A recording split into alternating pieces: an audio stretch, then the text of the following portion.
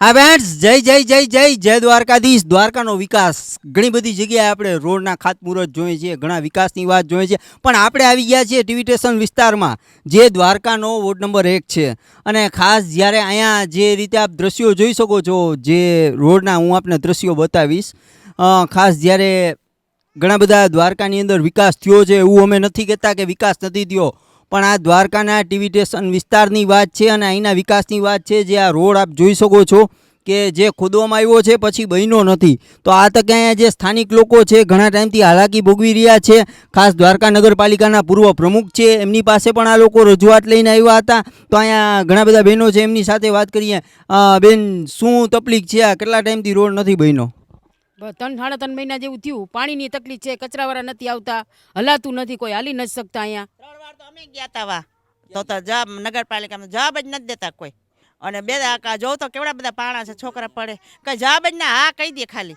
પછી અમે અહીંયા ગયા તા, બધા બીજા સાહેબ હતા, એટલે એને એમ કીધું કે હા ભલે કે વાંધો નહીં આવી જશે, પણ કોઈ જવાબ નથી દેતું. તો ખાસ એ લોકોએ નગરપાલિકામાં રજૂઆત પણ કરી છે. અને ખાસ આ તકે આપણી સાથે અહીંયા દ્વારકા નગરપાલિકાના પૂર્વ પ્રમુખ છે જીતુભાઈ માણેક. જીતુભાઈ, ખાસ જે આ લોકો રજૂઆત લઈને તમારા સુધી પહોંચ્યા અને આ જે હાલત, શું કહેશો એ બાબતે આપ? શિવ એ અત્યારની આ કાંઈ ગંભીર સમસ્યા છે. અમારી ચાલી બોડીએ અહીંયા પાણી ભરાવાની ખૂબ તકલીફ હતી, તો એની સુવિધા માટે થઈને રોડ મંજૂર કરાવી આપ્યો છે. રોડ મંજૂર થઈ ગયો છે, એનું ટેન્ડરિંગ થઈ ગયું છે, એનું કામ પણ અપાઈ દીધું છે. કામ ભીખાભાઈ સોનગરા નામના કોન્ટ્રાક્ટરને આપ્યું છે.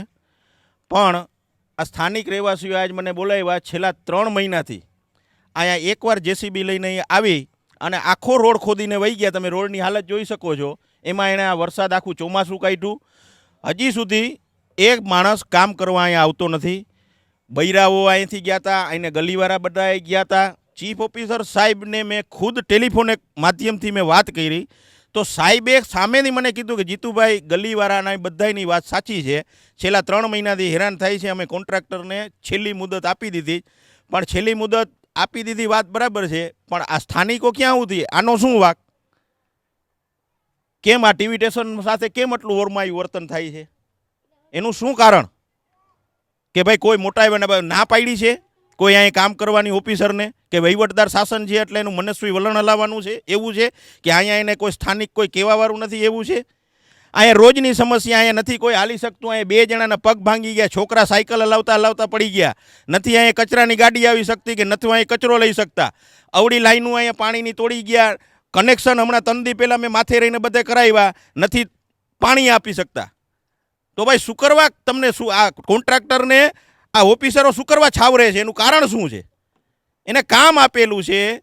આજે 3 મહિનાથી કોઈ પણ જગાએ તમે જાઓ તો ઘણા વિકાસના કાર્યો થાય છે, બધે થાય છે ને. અહીંયા શું કામ આ કામ બંધ કરવામાં આવ્યું છે એ મને સમજાતું નથી. મારે પણ સ્થાનિક કોન્ટ્રાક્ટર સાથે ચર્ચા થઈ છે, તો એમ કહે છે આની પહેલાં 15 દી પહેલાં મારે ચર્ચા થઈ હતી કે કાલે કામ ચાલુ કરાવી દઉં, કાલે કામ ચાલુ કરાવી દઉં.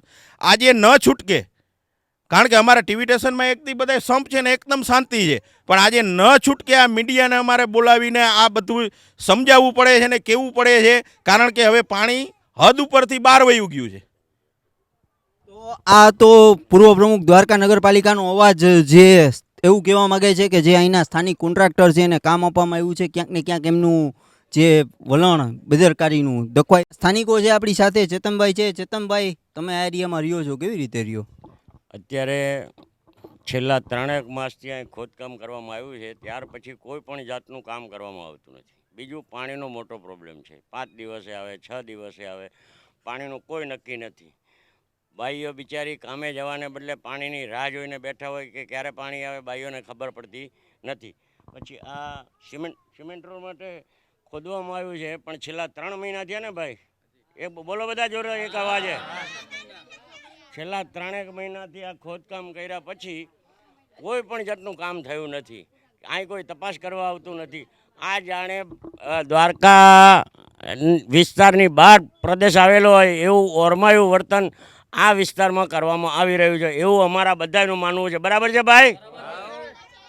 તો એક સ્થાનિકામાં જે રોષ છે દ્વારકા નગરપાલિકાનો જે ટીવી સ્ટેશનનો વિસ્તાર છે ત્યાં જે રીતે રોડની હાલત આપ લાઈવ કેમેરામાં પણ જોઈ શકો છો અને ખાસ અહીંના જે આ વોર્ડમાંથી ચૂંટાયેલા સભ્ય હતા જે પૂર્વ પ્રમુખ રહી ચૂક્યા છે એની સાથે પણ દ્વારકા ટુડે વાત કરી, સ્થાનિક લોકો સાથે પણ વાત કરી. ક્યાંક ને ક્યાંક લોકોને મુશ્કેલીઓનો સામનો હાલ કરવો પડી રહ્યો છે. દ્વારકા ટુડેથી ઓમ ધોબાણી, સૌને મારા જય જય જય જય દ્વારકાધીશ.